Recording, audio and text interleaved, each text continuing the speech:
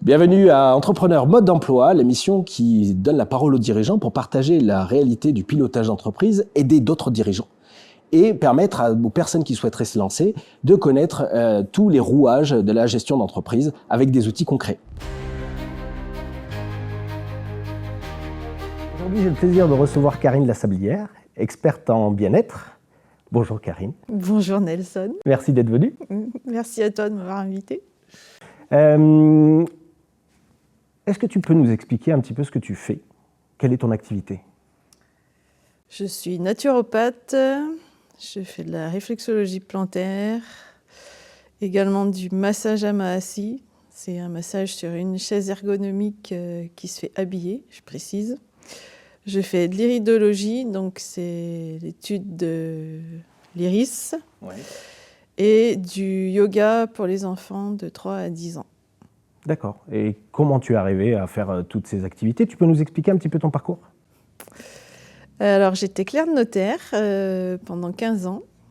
Et puis, j'ai toujours été attirée par les médecines alternatives, on va dire. Et donc, j'ai décidé de faire une formation de naturopathe au moment du confinement, en fait. Je pense qu'il y a beaucoup de gens à ce moment-là qui ont fait un virage à 380 degrés. Donc, je me suis formée pendant 2 ans et demi et puis j'ai réussi et je me suis installée. Donc, tu es passé de clerc de notaire directement à ton activité actuelle. Oui. Et qu'est-ce qui t'a emmené vers justement cette activité-là en particulier? Ça me plaisait déjà depuis longtemps. J'avais des amis qui étaient naturopathes, qui m'ont beaucoup aidée avec des méthodes naturelles pour certains troubles. Et je me suis dit déjà que pour moi, c'était une bonne formation au niveau personnel. Et j'avais envie d'en faire mon métier. La naturopathie, on en entend parler de plus en plus. C'est quoi exactement? Est-ce que c'est médical ou c'est une médecine alternative? C'est pas médical, on n'est pas des médecins, on ne donne pas d'ordonnance. En fait, on accompagne les gens et on est en soutien de la médecine conventionnelle. Donc, on nous appelle plutôt des éducateurs de santé. C'est-à-dire qu'on va aider les gens à s'éduquer vers une meilleure hygiène de vie. Mais on n'est pas médecin, on ne soigne pas en fait. On aide à diminuer, voire supprimer certains troubles. Et on est plutôt, oui, médecine alternative. Et comment ça se passe concrètement? Il y a des médicaments, il y a des plantes, il y a des choses en particulier? Des plantes, oui, pas de médicaments. D'ailleurs, on n'emploie pas ce terme médicament, puisqu'on ne délivre pas d'ordonnance et d'abord on n'a pas le droit. C'est des plantes, c'est des techniques de respiration. La réflexologie plantaire, ça aide aussi à traiter certains troubles ou certaines pathologies. Après, voilà, il y a beaucoup de plantes, des fleurs de bac, c'est des plantes aussi, beaucoup d'huiles essentielles. En fait, c'est tout un accompagnement avec un rééquilibrage alimentaire, souvent. Et c'est pris en charge par la mutuelle, ça? Certaines mutuelles, oui. Donc, pour l'instant, c'est plutôt des grosses mutuelles. D'accord. Mais la réflexologie plantaire, c'est pris en charge. Et la naturopathie, certaines consultations sont remboursées. Oui. Mais pas par toutes les mutuelles. Pas pour l'instant. Alors, tu parlais de réflexologie plantaire à l'instant. C'est vrai que sur le pied, a priori, il y aurait plein d'endroits où, en fait, en fonction de comment tu touches, ça va soigner une partie du corps? Alors, c'est pas a priori, c'est vrai. D'accord. Le pied, en fait, c'est la représentation miniature du corps. Donc, on part du principe que si on se penche en avant, en fait, ça correspond, par exemple, le haut du pied correspond à la tête. Le milieu du pied, c'est tout ce qui est intestin, cœur, foie, enfin, tout ce qui est viscéral. Et le bas du pied, au niveau du talon, c'est tout ce qui est organes génitaux. On a aussi sur le dessus du pied et sur chaque côté. Donc c'est tout un protocole qui fait qu'on peut traiter plusieurs pathologies avec des points d'acupression. C'est des points d'acupression, des mouvements où on appelle ça mouvement de chenille. Voilà. Et il y a une formation pour ça? Comment ça se passe la formation? C'est sur plusieurs années, plusieurs mois? Moi, dans la formation de naturopathe, il y avait réflexologie plantaire, il y avait le massage à main assis, l'iridologie, et je me suis formée pendant 2 ans et demi. Ah oui. Donc, et à temps plein? C'est-à-dire c'est une formation de 8h à 17h? Alors nous, oui, c'est ça, 9h, 17h. 9h, 17h. Avec une petite pause pour manger quand même à midi. Puis on a eu de la pratique. Alors après, normalement, c'était en présentiel, mais vu qu'il y avait le Covid, on a fait pratiquement tous nos cours en visio. Par contre, tout ce qui est réflexologie et massage à main, c'était en présentiel. On ne peut pas apprendre ça en visio. Et l'iridologie, c'est quoi, en fait? L'iridologie, c'est l'étude de l'iris. Donc, dans nos iris, on peut aussi voir des prédispositions. C'est des prédispositions à certaines pathologies. Par exemple, on peut voir si on est sujet au diabète, au cholestérol, si on a un organe qui est plus fatigué qu'un autre. C'est découpé en fait en secteurs. On a une cartographie très précise. Du coup, tu es passé d'un métier de clerc de notaire? Oui. Qu'est-ce qui te plaisait plus justement dans ce métier-là? Alors, je pense que j'en avais fait le tour. Après, j'étais dans une bonne étude, j'avais des bonnes collègues, mais je pense que j'avais fait le tour de la question. Après, voilà, il faut se former sans arrêt. Les lois, ça change très souvent. J'avais l'impression de ne plus arriver à suivre le mouvement. Et qu'est-ce qui t'a fait changer du salariat, parce que tu étais salarié, clerc de notaire, et du jour au lendemain, tu es devenue patronne? Quelle a été ta plus grande difficulté pour justement passer ce cap? C'est difficile de se mettre dans la peau d'un chef d'entreprise quand on a été salarié. Et il y a plein de choses qu'on ne sait pas. Et ça, c'est difficile. On ne sait pas le statut qu'il faut prendre, si c'est auto-entrepreneur, micro-entrepreneur, s'il faut créer une société. Tout ça, on ne sait pas en fait. Donc, tu t'es fait accompagner? Non, pas vraiment. Non, après, c'est avec les filles de la promo, on a échangé plusieurs fois. Toi, tu prends quoi? C'est pareil, pour assurer son activité, on sait qu'il faut l'assurer, mais où? Donc, on a toutes mis bout à bout ce qu'on savait. On s'est serré les coudes entre nous et on a fini par trouver ce qu'il fallait faire. Mais je ne suis même pas sûre qu'on ait fait les bonnes choses au bon moment. Mais bon. Tu es installé où? À Yssingeaux. Tu as un cabinet? Oui. Et pareil, aujourd'hui, ce cabinet-là, tu l'as ouvert avec d'autres personnes ou tu l'as ouvert toi toute seule de ton côté? Moi toute seule de mon côté. Vous êtes nombreux dans la région à faire ça? Oui, un certain nombre. Comment tu expliques qu'il y ait autant de personnes qui soient passées, qui sont comme toi, naturopathes? Les gens ont envie de faire appel aux naturopathes pour traiter des troubles sans prendre de médicaments. Et donc, on va vers des solutions plus naturelles. Je pense que c'est pour ça. Après... Tu as ressenti ce besoin des gens de trouver un sens sans pour autant passer par...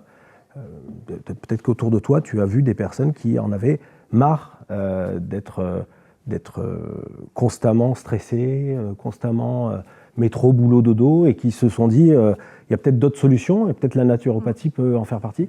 Déjà, dans mes clientes, il y en a beaucoup qui viennent pour le stress, problème de sommeil. Il y en a même qui prennent des cachets pour dormir et en fait qui veulent arrêter.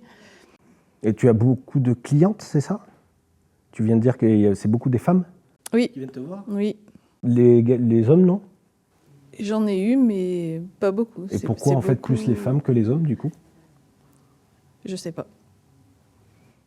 Peut-être qu'ils osent pas, les hommes. Ouais, ou alors ils osent pas, ou alors ils arrivent peut-être mieux à gérer certaines choses que les femmes, je sais pas, ou ils veulent pas admettre qu'ils ont besoin d'aide. Quand tu dis ils ont besoin d'aide, c'est quoi? C'est un côté émotionnel, c'est un côté égo, c'est un côté... C'est tout ça, je pense. Oui. Je veux pas être machiste. Hein. Comment je fais pour savoir que je dois aller voir une naturo plutôt qu'une réflexo? Ou un, d'ailleurs.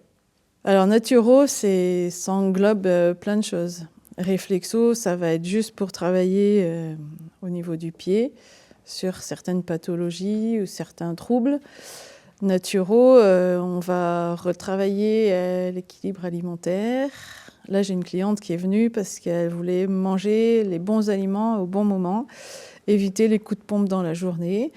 Donc, c'est ce qu'on a fait. Elle m'a fait un retour, qu'elle était trop contente parce que ça avait trop bien marché. Elle avait affiché mes petites préconisations sur son frigo.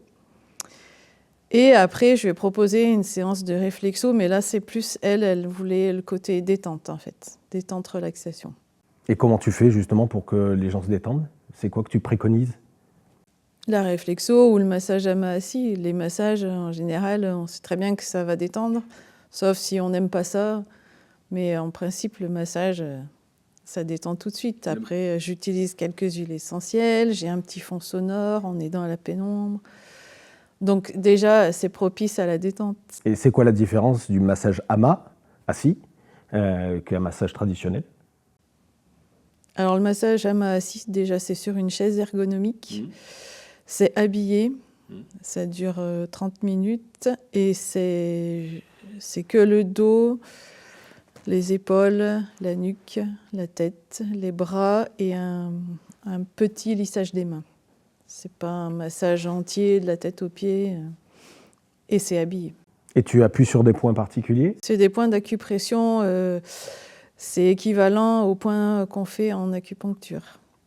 Et donc ça, c'est très prisé en entreprise. D'ailleurs, je vais pas mal en entreprise pour le massage à main assis. Tu parlais tout à l'heure d'iridologie, notamment que les gens avaient des prédispositions. On peut y voir quoi dans l'œil?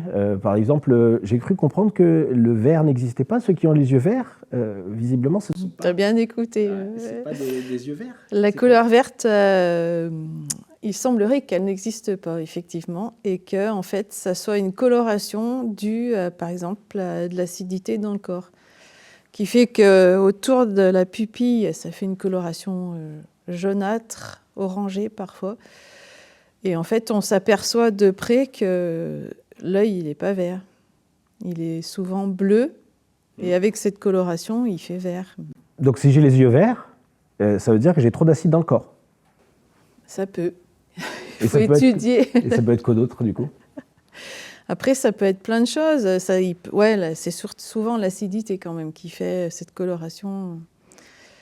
Après, il peut y avoir des taches. Après, il y a aussi des taches de naissance. Hein. Il n'y a pas que des choses qui ne vont pas quand on regarde l'œil. Oui, j'imagine, heureusement. Comment, du coup, après, tu peux traiter justement un problème d'acidité? C'est-à-dire que tu vas passer par de l'équilibrage alimentaire. Et ça, par exemple, là, ça serait quoi un conseil pour justement équilibrer le corps à ce qu'il soit moins acide? Par exemple, pour les gens qui boivent beaucoup de café, ça crée de l'acidité. Le thé aussi, ça peut. Donc, il faut éviter tout ce qui est acide, les agrumes, les légumes crus qui sont acides. Il faut en fait des choses plus douces pour le corps. Après, on peut tamponner avec du vinaigre de cidre, des choses un peu pour tamponner l'acidité du corps. L'équilibrage alimentaire, pour préciser, c'est quoi exactement? Qu'est-ce que tu préconises? Est-ce que tu vois les repas qu'on passe prendre à la semaine et tu nous dis exactement quoi prendre? Ou c'est quelque chose de plus global ou plus générique? C'est comment que tu pratiques ça? En principe, je demande une journée type, parce que la semaine, parfois on a du mal à se souvenir de ce qu'on a mangé quand même toute la semaine. Ou alors je donne un tableau avant, si c'est vraiment pour du rééquilibrage ou si perte de poids par exemple. On remplit le tableau et après on voit ce qu'il faut supprimer, décaler, parce que en fait je pense que la plupart des gens savent très bien maintenant ce qu'il faut manger ou pas. On nous parle beaucoup de malbouffe, de sucre, de tout ça, mais sauf qu'on ne mange pas toujours les bonnes choses au bon moment. Et parfois c'est juste ça qu'il faut rééquilibrer. Toutes tes activités, à partir de quel âge on peut les faire? Alors les enfants, on peut faire de la réflexo. L'iridologie, c'est pas avant 10 ans. Naturopathie, j'ai eu des enfants de 8-9 ans qui souffraient de constipation. Avant 8 ans, je ne pense pas qu'il y ait... Un enfant, c'est compliqué quand même de lui faire un rééquilibrage, sauf s'il souffre d'une pathologie et qu'il a besoin d'un rééquilibrage. Mais petit, c'est pas trop... Alors justement, pour les petits, tu fais du yoga. Oui. 3-10 ans, c'est quoi que tu leur fais faire? Je leur fais faire des postures sur un fond très ludique, parce que j'ai des images d'animaux. Donc on imite les postures d'animaux, on chante, on fait le rugissement du lion, des choses drôles quand même. Et en même temps, ça fait travailler la souplesse, l'équilibre, la motricité. À la fin de la séance, on fait un petit temps justement d'éveil. Alors c'est surtout éveil sensoriel parce que je leur donne des choses à toucher les yeux fermés pour qu'ils découvrent ce que c'est. Et voilà, on fait ça une 40aine de minutes parce qu'après quand c'est trop long, ça part dans tous les sens. Mais ils accrochent bien. Là je suis allée dans une école, ils ont bien aimé. Après je fais ça en individuel dans mon cabinet avec un parent qui accompagne. Et donc ça permet de partager un moment parent-enfant. Ou parrain, marraine. Du coup, on te l'emmène à partir du moment où il est turbulent ou ça peut être n'importe... Pas forcément. Non, pas forcément. Après, j'ai eu des petits autistes. Et ça a bien collé parce qu'ils ont quand même bien adhéré. Ils ont été super attentifs. Et c'était un chouette moment. Alors, on va peut-être... on va parler de la partie professionnelle, pour le coup. Tu interviens en entreprise. Est-ce que tu interviens auprès de dirigeants? Pour l'instant, je suis intervenue surtout auprès de salariés. D'accord. Et pourquoi tu n'arrives pas à capter les dirigeants, d'après toi? Peut-être qu'ils n'en ressentent pas le besoin, ou qu'ils pensent plutôt à leurs salariés qu'à eux. Et tu penses aujourd'hui que les patrons auraient besoin de tes services? Oui. Pourquoi? Parce qu'il n'y a pas que les employés, j'imagine, qui sont stressés. Eux, ils ont une sacrée charge aussi sur les épaules. Et comment tu pourrais les aider justement sur cette charge-là? Au-delà des activités que tu pratiques, mais est-ce qu'il y a un point particulier où tu sais qu'il y a quelque chose à jouer dessus et qu'il faudrait qu'ils fassent appel à toi? Est-ce que les patrons ont un besoin plus précis que les salariés dans leur gestion du quotidien sur lesquels tu pourrais intervenir?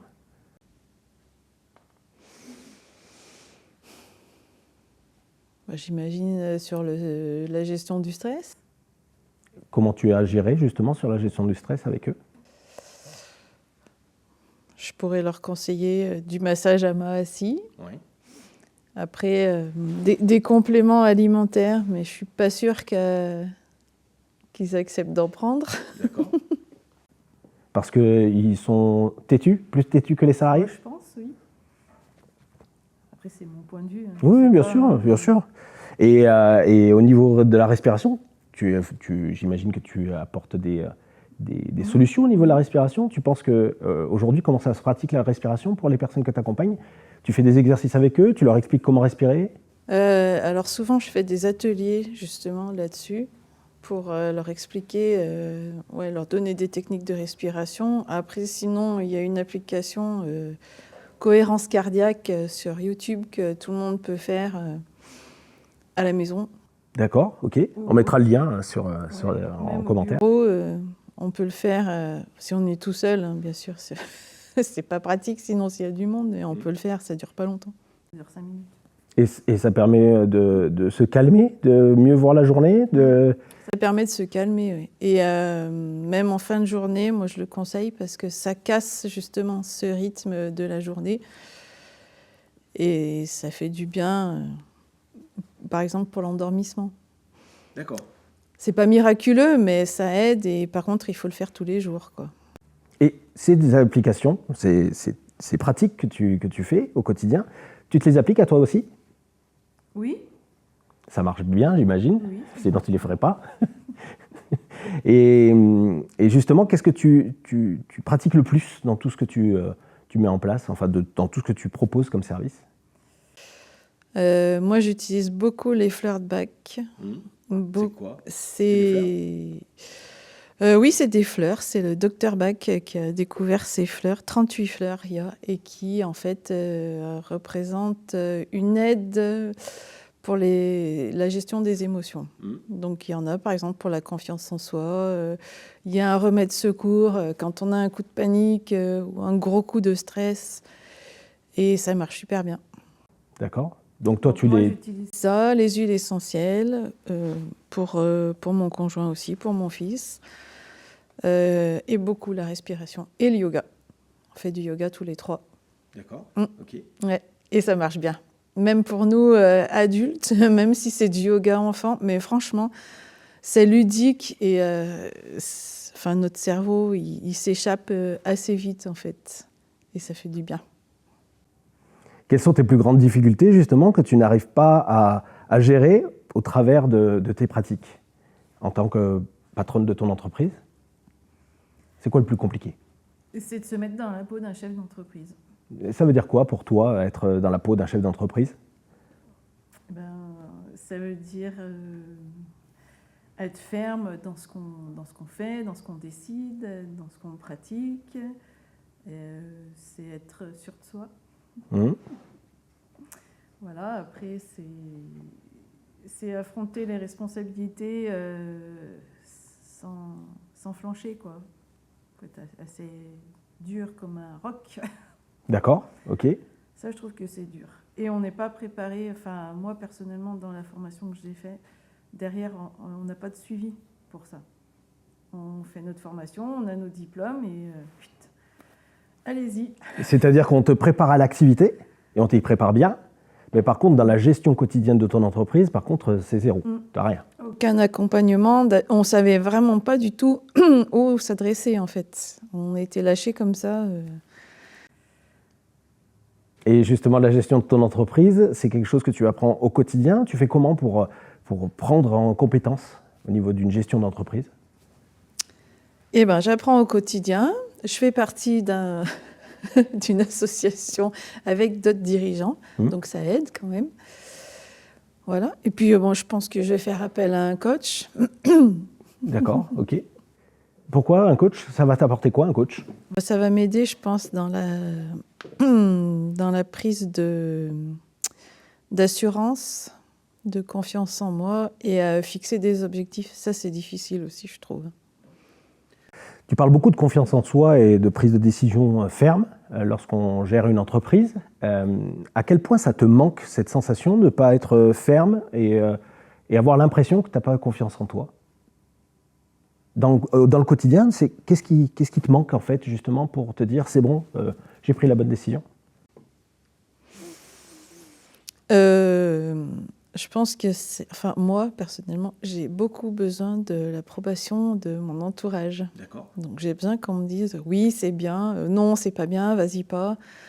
Et au fond de moi, je sais pourtant que ce que je vais faire, ça va être bien. Mais j'ai besoin qu'on me dise oui, oui ou non, non. Et ce besoin d'approbation, est-ce que tu penses que, par exemple, moi, je suis patron comme toi, est-ce que tu penses que je sais mieux que toi qu'est-ce qui est bien pour toi?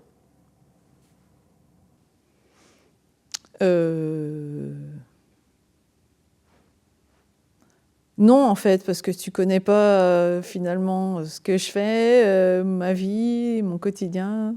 D'accord. Donc c'est une croyance. C'est une croyance. Alors justement, tu en as des croyances, d'autres que celles qu'il faut être ferme et que tu as besoin de plus d'assurance de toi? Est-ce qu'il y a d'autres croyances qui aujourd'hui te donnent l'impression de ne pas avancer comme tu le voudrais? J'imagine, oui, que j'en ai d'autres. Mais après, je pense qu'aussi c'est une question d'éducation, comment on a été élevé, comment nos parents étaient. Je pense que ça joue aussi sur nous, quoi. Aujourd'hui, lorsque tu parles d'une association de dirigeants, qu'est-ce que tu y apprends avec ces autres dirigeants? Parce qu'ils sont tous naturopathes? Ils font d'autres choses? Pas du tout, non. D'accord, D'accord, donc il y a d'autres activités qui n'ont strictement rien à voir? Ouais. Je vois que je ne suis pas la seule à avoir ce genre de difficultés, en fait. Qu'est-ce qui leur manque? C'est aussi des problèmes de confiance en eux, de ces croyances que tu exprimes? Ou c'est d'autres choses pour eux? Pour certains, oui, je pense que c'est un manque de confiance en soi, ouais. Pas pour tous, mais certains, oui. Et comment tu peux les aider, justement, toi, au travers de ton activité, pour leur permettre d'être plus sereins. Moi, je peux les accompagner avec mes pratiques, les fleurs de bac qui aident justement pour la confiance en soi. J'en prends. Hein. Et tu nous l'as dit tout à l'heure, en effet. Voilà, je peux aider. En fait, moi, quand les personnes viennent me voir, elles discutent beaucoup avec moi. Elles me racontent plein de choses. Le premier bilan, normalement, il dure 1h30. Parfois, 2 heures plus tard, on est encore en train de discuter. Ah oui. Ouais. D'accord. Donc du coup, tu connais aussi beaucoup de leur vie. Tu connais quelles sont leurs douleurs, comment tu peux les lever. Et ça se passe comment? En 1, 2, 3, 7, 8 séances? Ça se passe comment? Alors, il y a déjà cette grosse séance où on décortique pas mal de choses. On voit sur quel axe on va travailler, parce qu'on ne va pas tout travailler à la fois, sinon ça ne marchera pas et puis les gens se lassent très vite. Après, je fais des rendez-vous de suivi. Donc, on fait le point sur ce qui a marché, ce qui n'a pas marché, si on réajuste, si on continue comme ça. Donc, il faut bien 3 ou 4 séances quand même pour voir. Pour enlever des croyances, ou c'est quelque chose qui, de toute façon, par exemple, on parlait tout à l'heure de confiance en soi, si tu identifies un problème de confiance en soi, tu vas peut-être passer 4 séances, après il faut refaire, ou c'est terminé, c'est bon, on est confiant, on y va, et puis on... Alors, je ne pense pas qu'en 4 séances, on prenne confiance en soi comme ça, c'est bon, on y va. Après, moi j'accompagne vraiment pour... La nourriture peut faire qu'on n'est pas bien dans sa peau et que, du coup, on manque de confiance en soi. Donc il faut faire une redite, il faut revenir de temps en temps. Ouais. Tu conseilles de venir à manière de quelle fréquence en fait?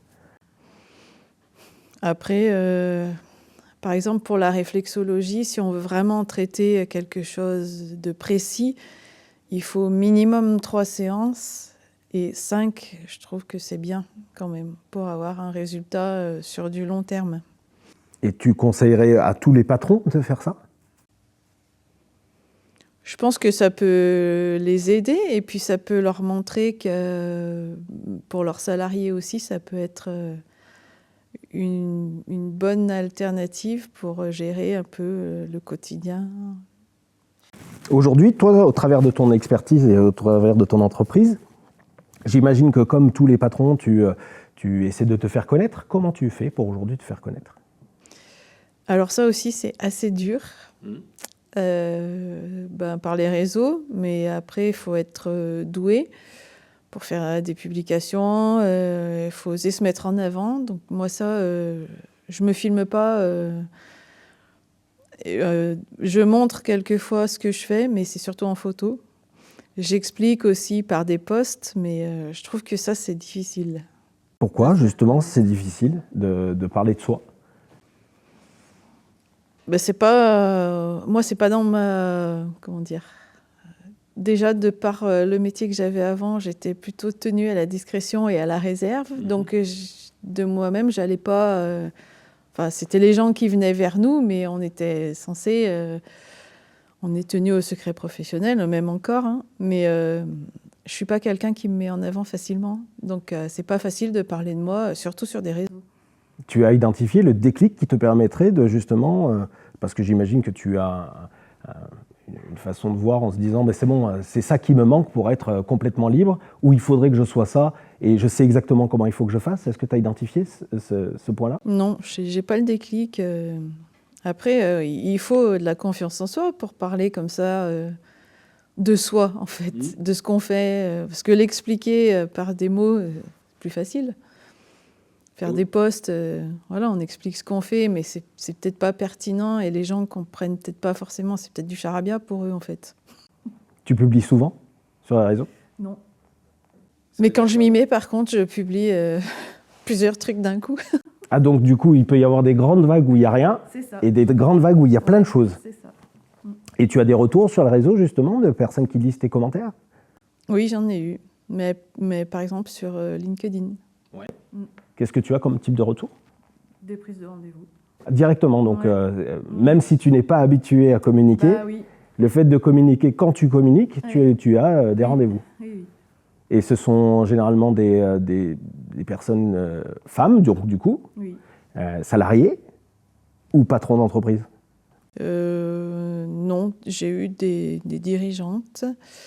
Si, j'ai eu un monsieur qui a une auto-école et qui veut proposer à ses salariés du massage à Mahasi, en ayant vu un post Super. que j'ai fait. Ouais. Et comment ça se passe lorsque tu vas en entreprise? Tu fais un pack complet pour les salariés et le dirigeant d'entreprise? Ou c'est une ou deux personnes qu'on va te conseiller parce qu'elles sont particulièrement stressées? Non, en général, c'est... Alors après, j'ai fait dans une grosse entreprise à Yssingeaux. C'était sur inscription. En fait, tout le monde n'était pas obligé de venir, mais finalement, j'ai eu tout le monde. Oui, donc en fait, dès lors que tu te présentes quelque part, les gens savent ce que tu fais, ont besoin de profiter de ton expertise, et pourtant, malgré tout, tu n'arrives pas à communiquer sur ce que tu fais, alors que pour autant, il y a une adhésion dès lors que tu te déplaces. Oui, c'est ça. Tu expliques ça comment? Bah, je pense que en fait, les gens, ça leur plaît et que je dois me sentir légitime et publier en fait ce que je fais, puisque je suis experte en bien-être. Donc, il faut que je parle de mon expertise. Mais en plus, là, dans cette entreprise, j'ai été surprise parce que je pensais avoir que des femmes. Et en fait, j'ai eu tous les messieurs de la production. Ah oui. Ah ouais. Donc j'ai été très surprise, parce qu'à chaque fois que la porte s'ouvrait, je me disais, bon, ça va être une femme. Eh ben non.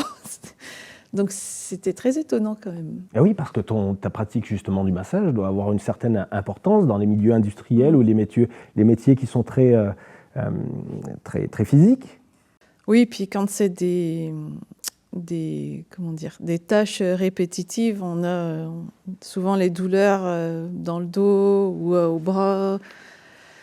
On a des tensions au niveau des trapèzes. Et là, du coup, c'est des points d'acupression, surtout sur le dos. Donc, c'est plutôt apprécié comme massage. Et en plus, comme c'est habillé et ça demande une petite pièce plutôt calme.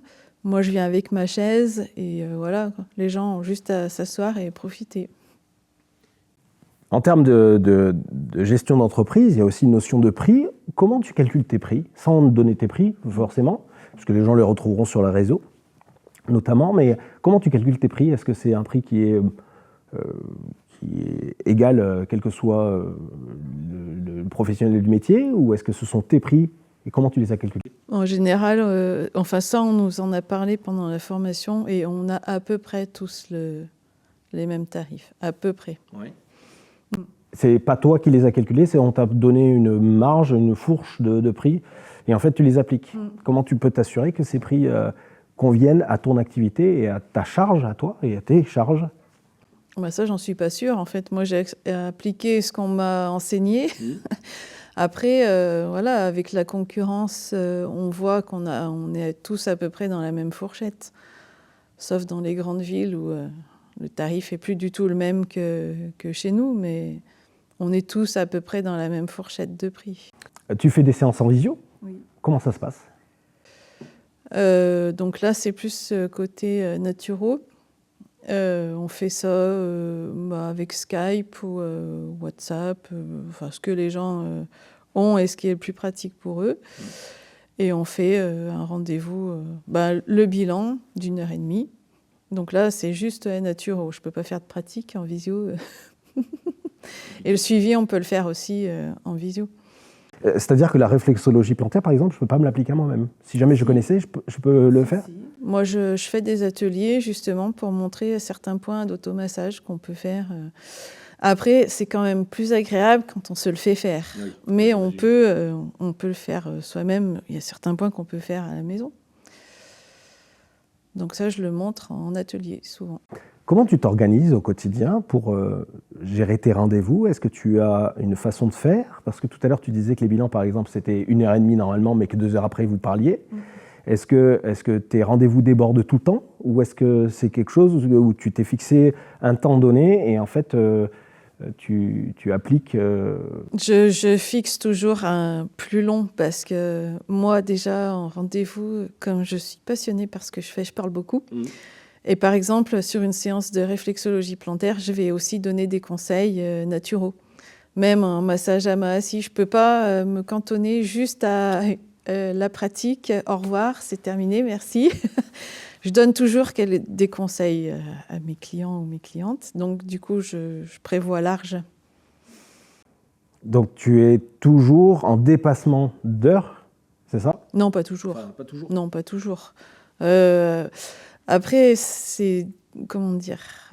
Pendant les séances de réflexo, il y a des gens qui ne parlent pas. Il y en a qui s'endorment. Donc, je les laisse. En fait, je m'adapte à la personne. Il y en a d'autres qui parlent tout le temps, comme moi, qui parlent beaucoup. Donc là, je peux donner les conseils en même temps que je fais ma séance de réflexo. Donc là, je ne déborde pas parce qu'on fait tout dans l'heure. Qu'est-ce qu'il faut pour se dire tiens, j'ai besoin d'une experte en bien-être? Qu'est-ce qu'il me faudrait pour me dire quels sont les signes qui me montrent que j'aurais besoin de tes services? Eh ben, les signes, tout le monde le sait en fait, que les signes.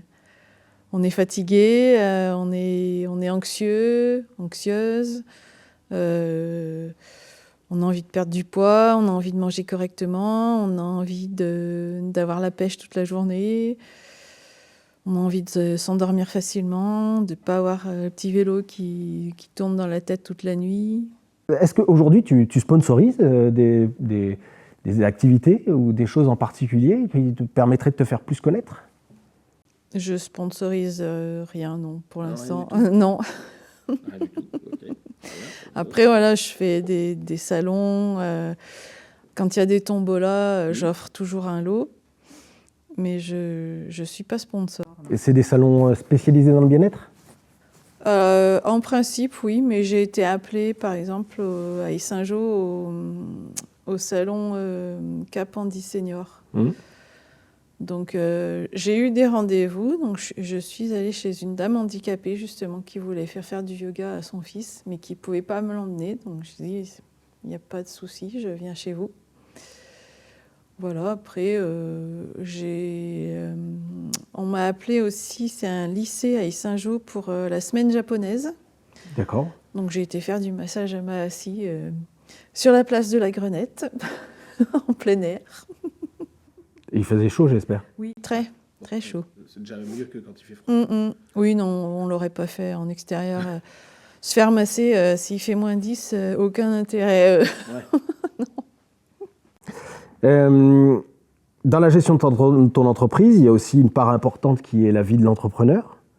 Aujourd'hui, comment tu vis ton entreprise? Est-ce que tu la vis bien? Est-ce que tu dors bien? Est-ce qu'il y a des choses qui sont problématiques? Tu fais peut-être de l'activité, tu as peut-être des activités sportives. Est-ce que tu fais quelque chose en particulier? Alors, je fais de la marche. Voilà. Là, j'ai pour projet de me remettre à la course à pied. Mais c'est un projet. Mais c'est déjà bien. Après, je ne sais pas s'il y a beaucoup d'entrepreneurs ou d'auto-entrepreneurs qui dorment bien. Tu expliques ça comment? Tu penses que c'est par rapport à l'actualité? Peut-être que c'est par rapport à son activité? Oui, je pense que c'est par rapport à nous aussi, à la personne qu'on est et à nos ressentis, à notre façon d'être. Je pense qu'il y a ça aussi. Mais après, c'est quand même beaucoup de responsabilité d'avoir son entreprise. Donc, j'en connais pas beaucoup qui dorment sur leurs deux oreilles tranquilles, quoi. Parce que de ton point de vue, tu disais qu'il faut être ferme, il faut être confiant. Tu penses que c'est une charge mentale supplémentaire au quotidien? Oui. Toi, tu es maman. Oui. Comment tu fais pour gérer justement ta vie de maman, de femme, de patronne? Est-ce que c'est quelque chose qui est facile à relier, à concilier? Oui et non. Parce que plus on avance et plus quand même, voilà, on a sa boîte, on prend quand même de la confiance en soi. Parce que si ça marche, c'est bien que on ne doit pas être un si mauvais dirigeant que ça. Mais on se pose quand même beaucoup de questions, justement. Si ça marche, c'est parce qu'on est un bon dirigeant. Pour toi? Oui, et qu'on est bon dans ce qu'on fait, sinon ça ne marcherait pas. D'accord. Ok. Est-ce que tu as quelque chose à rajouter? Non, pas spécialement. Est-ce que ça va? Est-ce que tu dors bien en ce moment? Je dors. Ah, bah, c'est déjà pas mal. Bien, c'est une autre histoire, mais je dors. C'est à cause de l'activité professionnelle que tu ne dors pas bien? Oh, c'est un tout, je pense. C'est un tout? Oui. Ok. Ouais. Moi, je me pose beaucoup de questions sur beaucoup de choses. Donc, Toujours l'esprit en train de réfléchir à un point particulier. C'est quoi ton problème du moment? Problème du moment, c'est plus perso. Ah, bon, d'accord. Et au niveau pro? Au niveau pro, en fait, je développe de plus en plus des partenariats. Et donc, le sujet du moment, c'est avec qui je peux développer encore des partenariats. Je cherche, en fait. Les partenariats que tu as développés, c'est quel partenariat, par exemple? Avec des plateformes de répit pour les aidants qui s'occupent, en fait, soit d'un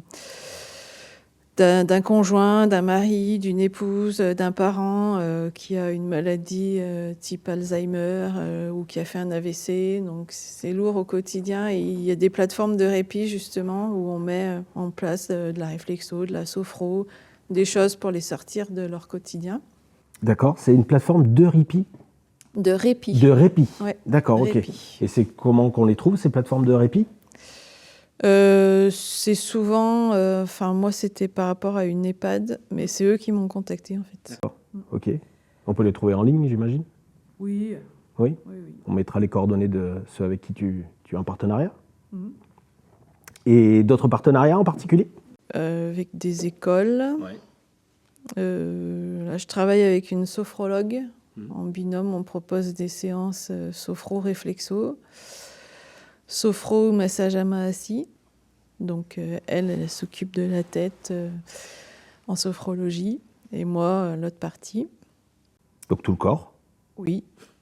Oui, ça dépend parce que je ne peux pas faire une séance de naturo en même temps qu'une séance de sophro. Ouais. Donc, là, on se concentre sur les pieds, par exemple, ou sur le dos en massage à main assis. Je fais partie aussi d'une association qui s'appelle les Passionnés du bien-être. On mettra les coordonnées aussi. Voilà. Alors j'allais dire c'est un groupe de nanas, mais il y a un homme au milieu. Et c'est une super association. Je suis bien contente d'en faire partie. Et alors, il y a des sophrologues, il y a une naturopathe, il y a une kinésiologue, il y a une énergéticienne qui travaille aussi pour nettoyer les lieux d'habitation, lieux de vie.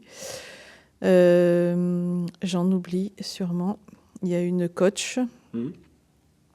Oui, donc en fait, tu es très active au niveau du milieu professionnel et milieu entrepreneurial. Tu es très, très active. Tu as énormément de partenaires où tu connais énormément de patrons, ce qui est plutôt bien.